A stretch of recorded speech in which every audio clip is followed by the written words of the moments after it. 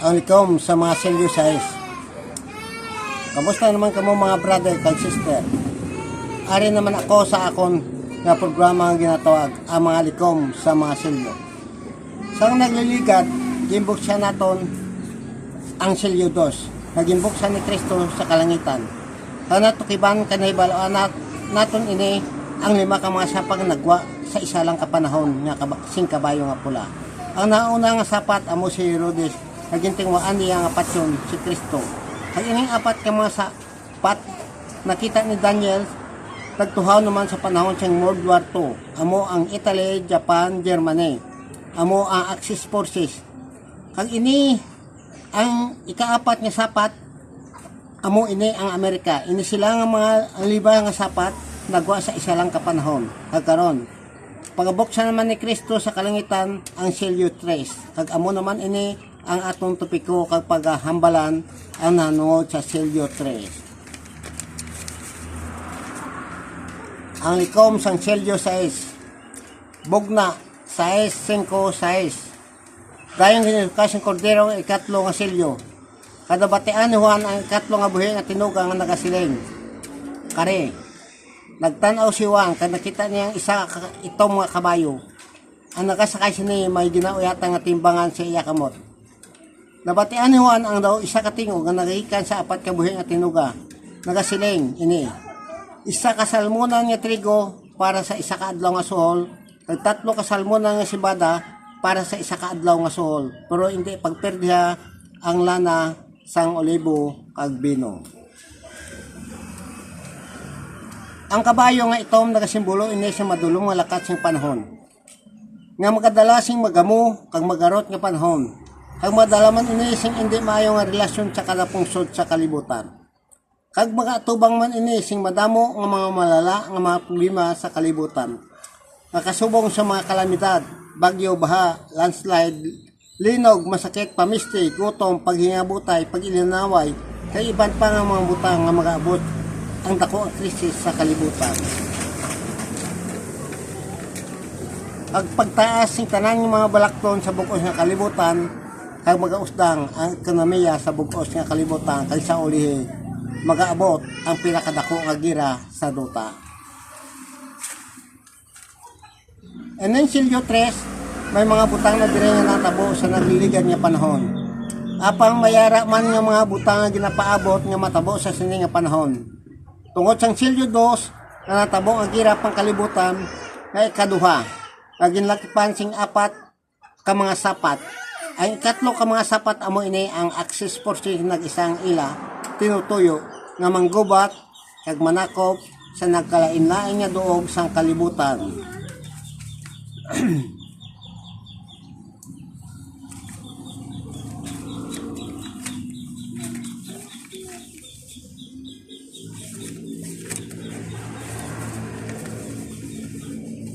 Kaya hindi naman ang ikaapat nga sapat amo ang namuno sa Allied Forces. Nga mo ini ang Amerika. Kag hindi ini kaangay sang iban nga mga sapat, kag siya nagapanguna pagpungal sa tatlo ka mga sapat sa panahon sa World War II. Kag matapos ang World War II, ang mga Axis Forces nagpaidalom sa gahom sing Allied Forces. Kag ini kaapat nga sapat, ukon Amerika gintag na ini siya nga mga pungsod, kasi iya panahon magauswag ini siya ang mga gamhanan ini nga pungsod sa bugos nga kalibutan. Nga wala si may pungsod sa kalibutan nga makalabaw si iya gahom. Pag nainhambog tikalon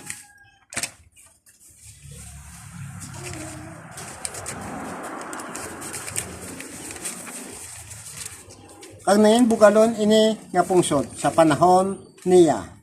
Kag natapos ang World War II, kag liwat naman nakaangkon sang Diyotay nga kalinong ang bugos nga kalibutan. Kag ang tanan nga mga pungsod sa kalibutan nga nahalitan kaliwat ang tingwa sa pagbangon sang ila na agyan sa sininggira nga halit nga ila na agyan. Ang dire makita ang ila ikasarang sa kada pungsod kung paano nila mapadasiglo at mapauswag ang ila kaugalingon nga pungsod. Kag ini mga gamhanan nga mapungsod sa kalibutan mas matasig ang ila pag-uswag ipanggid sa mga pigado nga pungsod tungod sa madasin na ang lakas ng panahon ang palangabuhian sing tawo sa kalibutan matasig man sang ila pag-uswag sang kinaalam ang ihibalo nila ag tungod madasin na ang pagsangkad sang kinaalam kay ihibalo sang tawo sa kalibutan madasig man ang pag-uswag kapag sangkad sang teknolohiya kay siyensya sa bug-os nga kalibutan sa panahon niya ini. Ang madamo nga mga butang ilang nahimo sa panahon niya ini. Nga halos ang ila tanan nga mga kagamitan ng moderno na. Mga moderno dalagko nga mga sakayan panghangin subong man sa salakyang pandagat kag pangduta lamin na gid ini ang armas kag ang mga kagamitan panggera nga kinakadlukan sa mga katawhan sa bug-os nga kalibutan. Ang mga pungsod nga magamanan nagpaindis-indis sila sa paghimo sing madamo nga mga anos panggera. Pag ini nangin moderno pagyed kag nangin makatalagam kag makaladlok nga mga armas ang ilagin himo sing mga pungsod. Kag madamo pagyed nga mga butang nga ilagin himo nga wala pa nila nahimo sang una. Kag tungod nangin moderno na ang tanan nga mga kagamitan kang ila pag ginawa ising tawo sa kalibutan ang tanan madali kag mahapos na lang sa ila ang tanan. Madali kay mahapos ang ila paglakas sa isa ka pungsod kapag tawag sa isa ka pungsod. Kag madali ang madasig ang ila pag tanan nga ginahimo. Kag ang mga dalagko nga pungsod nagtingob kay nag-isa ka nagtukod sa mga programa pangkalibutan agon magaluntad ang kalinong sa bug-os nga kalibutan. Kag agot ang tanan nga mga pungsod sa kalibutan mangin malapit sa isa-isa. Ang magahimo man sila sa mga layip pangkalibutan agod magaproteksyonan ang mga pungsod nga ginapigos sa ginasakop sang iban nga mga pungsod. Apang may araman nga mga pungsod nga wala nagaupod sila nga mga programa pangkalibutan. Apang bisan may mga layip pangkalibutan nga ilagin himo sa mga pungsod sa kalibutan may pungsod pa sa gyapon nga nagalubag kag wala nakatuman sing mga layi pangkalibutan. Nga nagapadayon, nga nagapanghilabot kag nagapigos sa isa ka pungsod. Nga ang ila gusto ang kunong kay sakupon niya hindi para sa ila. Kag dili nag-umpisa ang gamo, kag gagarot, kag pag ilinaway nila. Tungod sang ilang mga handom, nga hindi maayo sa kaparehon nila nga pungsod. Ang mga katawhan sa kalibutan wala sing kalinungan tungod sang ila ginahimo, tungod sing mga gabi sing mga tawo nga hindi maayo. Ang ila hunaw na kag paminsaron nalikupan sa kadurom. Pag ang mga madalain nga mga handom nga ila ginahimo, ang ila ginahimo puro na lang sa ila kaayuhan. Nga wala nila ginalantaw kung ano ang madangtan sinitanan. Nga ang ila ginahimo nga makahalit sa ila isid katawo. Apang may nakakatabo man dire sa siningasilyo nga hindi kinaandan nga ginahimo sing mga tawo. Tungod sing madasig sing pag-uswag sing panahon ang pagdamo sing tawo sa duta ag dire madamo kana sing makita sa pagbag-o sang palibot nga hindi kinaandan. Isa na dire ang pagkaguba sang palibot kay mga dunang manggad sa kalibutan. Nga dapat tipigan ag amligan ini nga mga butang. Tungod sining mga gawi si mga tawo nga hindi maayo kag pabaya sa mga butang nga dapat naton proteksyonan kag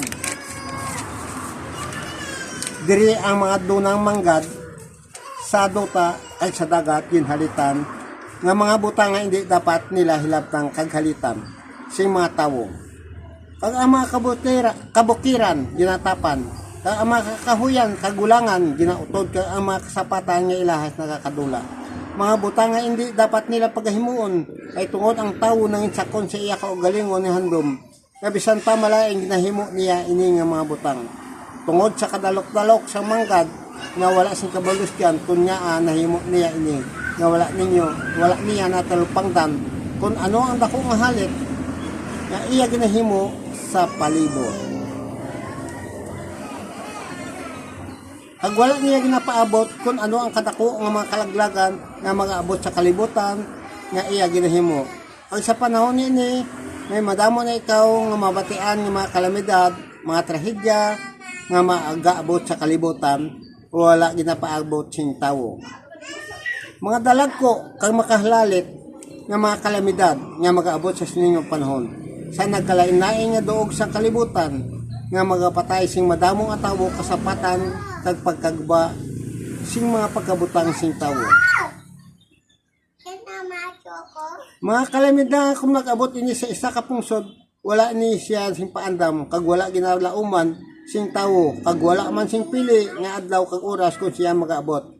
Pareho sing linog. Ining linog isa ini nga kalamidad nga makaladlok kag makatalagam kung siya magaabot. Kag may madamo pa siya nga mga butang nga iya halitan. Mga katawhan pagkabutang sing tawo.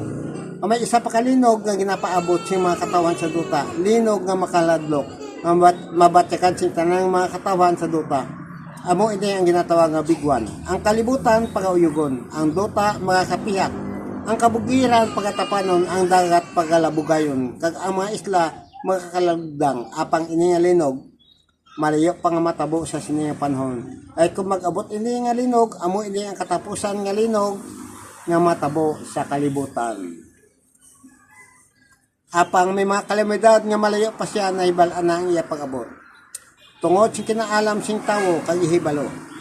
Sa ilang mga kagamitan nga mga moderno, malayo pa na hibalaan nila mga kalamidad kung siya mag-abot sa kada pungsod. Makahalit sing madamo ang mga tawo kag mga pagkabutang. Kag wala ini siya, may ginapili nga pungsod nga iya pag-agyan.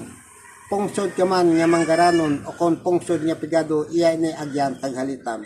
Ag sa panahon niya ini, hindi na kita magkatingala nga nagatuho ini nga mga sari-sari mga kalamidad ka mga masakit sa nagkalain-lain nga duog sa kalibutan. Tungod yari na kita sa moderno nga panahon nga ang tanan nagbago na sa kalibutan nga atong ginapuy-an. Ang klima kag ang palibot kag ang mga gawi sing tawo nga hindi maayo.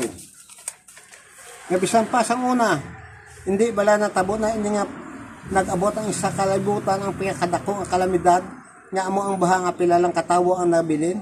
Pag dire sa panahon niya ini, mag-aabot ang ginatawag nga pamiste mga trahedya na kalain-lain nga duog sa kalibutan. Mga linog, baha, lawagyo, landslide, gutom, kag mga masakit iban pa. At kung mag-abot ini nga mga kalamidad, ay dire ang mga katawan sa duta, magakahadlok. Kag nagakapuhag kag nagakadulaan sing maayo nga panghuna-huna.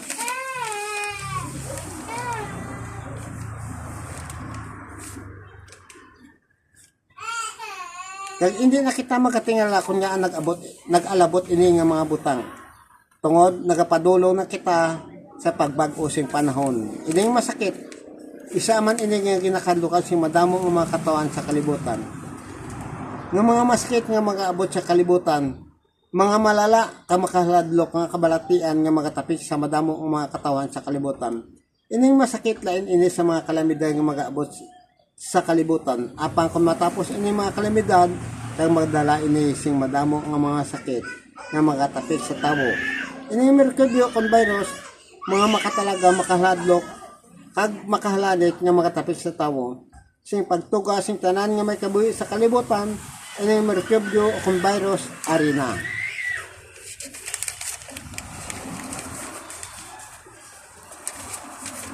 Sa kalibutan.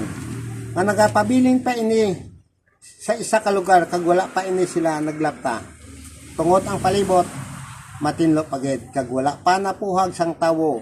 Kag tungod sa pagdamo sing tawo kag ang palibot nangin mahig ko kag ang mga gawi sing tawo kag diri na sila naglapta kag nagdala sing nasari-sari nga masakit sa tawo kag sapat. Nga bisan pa sang una sa panahon may mga masakit na nag-abot sa kalibutan nga mga malala wala na hibalawan sing katawhan sa kalibutan. Tungod nagapabilin pa nga hindi moderno ang panahon kag kun nga wala pa ini naglaptas duta ang mga malala nga masakit. Pagkaroon yari na kata sa moderno nga panahon nga madamo na ang pagbag-o sang atong palibot. Ang kinaalam kay hibalo sing tawo nagsangkat pagid Ang tao nagdamo